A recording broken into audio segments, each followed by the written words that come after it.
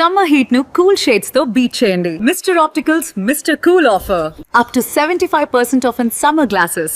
నమస్తే, welcome to Suman TV. నేను మీ Sai Bhairi. Eliminator మ్యాచ్లో ఎస్ఆర్హెచ్ వర్సెస్ ఆర్ఆర్ మధ్య జరిగినటువంటి భీకర పోరులో ఎస్ఆర్హెచ్ ఇంటిముఖం పట్టినటువంటి సందర్భం. 15 ఏళ్ల చిచ్చర పొడుగు చేసినటువంటి విధ్వంసానికి నిన్న మ్యాచ్ స్వరూపమే మారిపోయింది. నిన్నటి నుంచి ఎస్ఆర్హెచ్ ఓడిపోయిన దగ్గర నుంచి సోషల్ మీడియాలో ఒకటే చర్చ కొనసాగుతుంది. ఎస్ఆర్హెచ్ ఓటమికి కారణం ఏంటి, ఆర్ఆర్ విజయానికి గల ప్రధానమైనటువంటి కారణాలు ఏంటి, వైభవ్ సూర్యవంశీ విధ్వంసానికి సంబంధించిన పూర్తి వివరాలు మాట్లాడదాం. మనతో పాటు స్పోర్ట్స్ అనలిస్ట్ సిహెచ్ వెంకటేష్ గారు జాయిన్ అవుతున్నారు. సార్ నమస్తే. సార్ నమస్తే సార్. సార్, ఎస్ఆర్హెచ్ ఆర్ఆర్ మధ్యలో ఎస్ఆర్హెచ్ ఓడిపోవడానికి ప్రధాన కారణం ఏంటంటారు? ప్రధాన కారణం, అసలు మొత్తం కారణం అంతా ఒకటే, the destructive batting of Vaibhav Suryavanshi. అంటే ఒక ప్లేయర్ 330 స్ట్రైక్ రేట్తో ఆడాడు అనుకోండి, చాలా ఇంపాక్ట్ క్రియేట్ చేస్తుంది. ఆ 330 స్ట్రైక్ రేట్ అనేది 30-40 రన్స్కో లేకపోతే 50-60 రన్స్కో ఉంటే ఒక రకం. కానీ వెన్ ఈ స్కోర్డ్ 29 బాల్స్లో 97 చేయడం అంటే ఆషామాషి విషయం కాదు కదా అది. సో అలాంటి ఇంపాక్ట్ ఒకటి క్రియేట్ చేసిన తర్వాత మ్యాచ్లో కమ్బ్యాక్ అవ్వడం చాలా కష్టం. యాక్చువల్లీ లాస్ట్ 5-6 ఓవర్స్లో రాజస్థాన్ రాయల్స్ అనుకున్నన్ని రన్స్ చేయలేదు, కానీ అప్పటికే జరగాల్సిన డ్యామేజ్ జరిగిపోయింది. మీకు 244 టార్గెట్ అంటే ఆషామాషి విషయం కాదు అలాంటి పిచ్ పైన, ఎంత ఈజీ పిచ్ అయినా సరే. సో అక్కడే ఎస్ఆర్హెచ్ మ్యాచ్ ఓడిపోయిందని చెప్పొచ్చు. హ్యావింగ్ సెడ్ దట్, ఇంకోటి కూడా చెప్పాలి ఏంటంటే, ఈ స్కోర్ని ఏ టీం అయినా చేయగలదంటే అది ఎస్ఆర్హెచ్ చేసి ఉండొచ్చు. ఎందుకంటే ఎస్ఆర్హెచ్ దగ్గర కూడా అలాంటి ఎక్స్ప్లోజివ్ బ్యాటర్స్ ఉన్నారు. అది అభిషేక్ కావచ్చు, ఇషాన్ కిషన్ కావచ్చు, క్లాసన్ కావచ్చు, Travis head, Nitish Reddy. So top 5 ఎస్ఆర్హెచ్కి అద్భుతంగా ఉంది.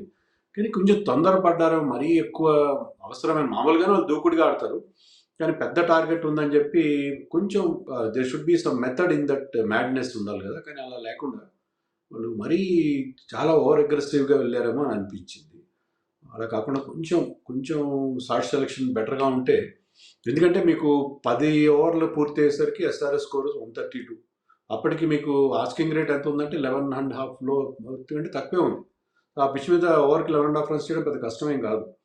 సో ఆ నేపథ్యంలో వికెట్లు చేతిలో ఉంటే వేరే పరిస్థితి ఉండేది. కానీ when they were reduce for 80 for 5, అక్కడ వాళ్ళకి ఎలాంటి ఛాన్స్ లేకపోయింది. క్లాస్ అని ఎప్పుడైతే 80 దగ్గర అవుట్ అయ్యాడో ఆ దశలో ఇంకా ఎలాంటి అవకాశం మనకు కనబడలేదు. అంటే మొదట బ్యాటింగ్ ఒకవేళ ఎస్ఆర్హెచ్ చేస్తుంటే పరిస్థితులు వేరేలాగా ఉంటాయి అనుకోవచ్చా? డెఫినెట్గా.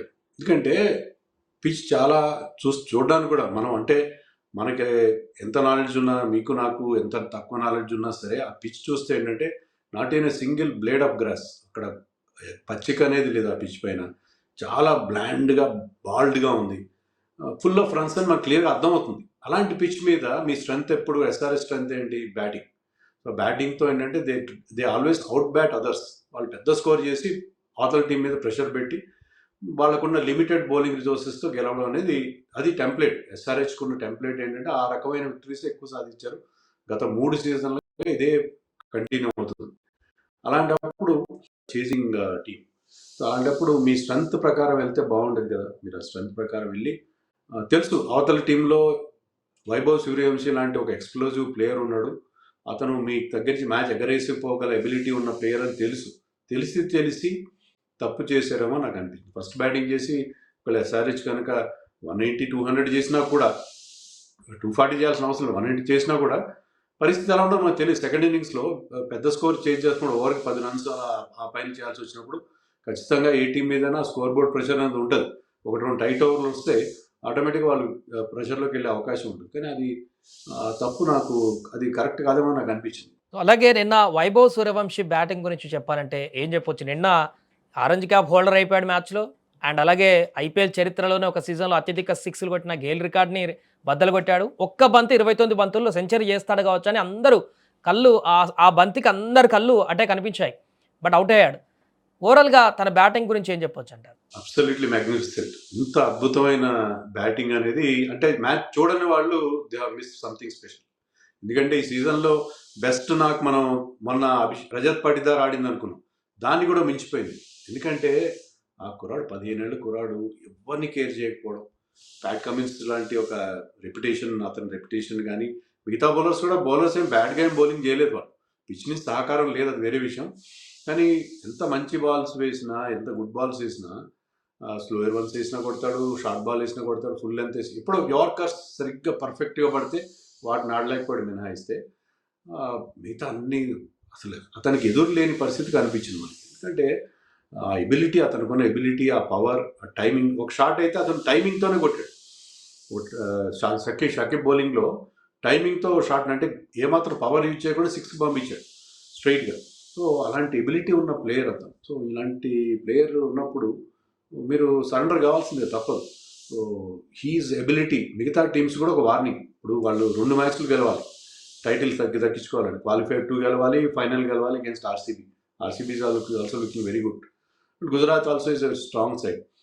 వాళ్ళు ముఖ్యంగా బౌలింగ్ స్ట్రాంగ్గా ఉన్నారు. కానీ వాళ్ళందరికీ ఒక హెచ్చరిక, ఒక వార్నింగ్ పంపించాడు. ఏంటంటే నేను ఇలాంటి ఫామ్లో ఉన్నాను, బిగ్ మ్యాచెస్ బాగా ఆడతాను. ఎందుకంటే మనం అండర్-19 వరల్డ్ కప్ ఫైనల్లో కూడా చూసాం, దాంట్లో అంత మంచి ఫామ్లో కనపడలేదు. కానీ ఫైనల్కి వచ్చేసరికి ఒక 150 కొట్టి టైటిల్ గెలిపించాడు. సో బిగ్ మ్యాచెస్ బాగా ఆడతాను నేనని చెప్పి అతను మిగతా టీమ్స్ కూడా ఒక వార్నింగ్ పంపించినట్టుగా అయింది. సో ఓవరాల్గా నిన్న మ్యాచ్లో జరిగినటువంటి సందర్భాలు కానీ, మొత్తం రిజల్ట్ కానీ, ఫైనల్గా దాని గురించి ఏం చెప్పొచ్చు అంటారు ఎస్ఆర్హెచ్ టీంకి కానీ, ఇటు ఆర్ఆర్ టీంకి కానీ? అంటే RR team their style are sync with Vaibhav Suryavanshi అని. ఎందుకంటే జురెల్ చాలా బాగా ఆడాడు నిన్న. జురెల్ కూడా 230 స్ట్రైక్ రేట్తో హాఫ్ సెంచరీ చేశాడు. బట్ జైస్వాల్ కానీ, వాళ్ళ కెప్టెన్ రియాన్ పరాగ్ కానీ, మిగతా బ్యాటింగ్లో అంత డెప్త్ లేదు, మిగతా వాళ్ళు సరిగ్గా ఆడలేదు. సో వాళ్ళు ఎస్ఆర్హెచ్ కనుక అతను అవుట్ చేస్తే ఛాన్స్ ఇవ్వలేదు కదా. Vaibhav Suryavanshi never gave them any chance to get him out. So అలాంటి ఇన్నింగ్స్ ఆడినప్పుడు there is no disgrace in losing to such a team and such a player. So ఓవరాల్గా నాకు ఏమనిపించింది అంటే చేజ్ ఇంకొంచెం బెటర్గా చేసి ఉండొచ్చు వీళ్ళు. ఎందుకంటే ఆ చేజ్ టైంలో వీళ్ళు కొంచెం రెస్ట్రైంట్ పాటించుంటే బెటర్గా ఉండేదేమో అనిపించింది.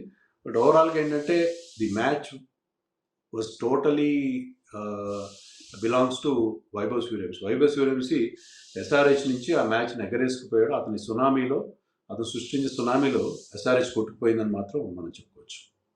Right sir, thank you so much. అది ఎలిమినేటర్ ఫస్ట్ మ్యాచ్లో ఆర్ఆర్ వర్సెస్ ఎస్ఆర్హెచ్ మధ్య జరిగినటువంటి ఈ మ్యాచ్లో వార్ వన్ సైడ్ లెక్క వైభవ్ సూర్యవంశీ చేసినటువంటి విధ్వంసానికి ఈజీగా మ్యాచ్ గెలిచి ఆర్ఆర్ క్వాలిఫైర్ 2కి అర్హత సాధిస్తే ఎస్ఆర్హెచ్ మాత్రం ఈ సీజన్ నుంచి ఎలిమినేట్ అయిపోయినటువంటి పరిస్థితి ఏర్పడింది. మరి క్వాలిఫైర్ 1లో ఆర్ఆర్ వర్సెస్ జీటీ ఆడుతుంది కాబట్టి ఆ మ్యాచ్లో ఎవరు గెలిచి ఫైనల్కి చేరుకుంటారనేది వేచి చూద్దాం.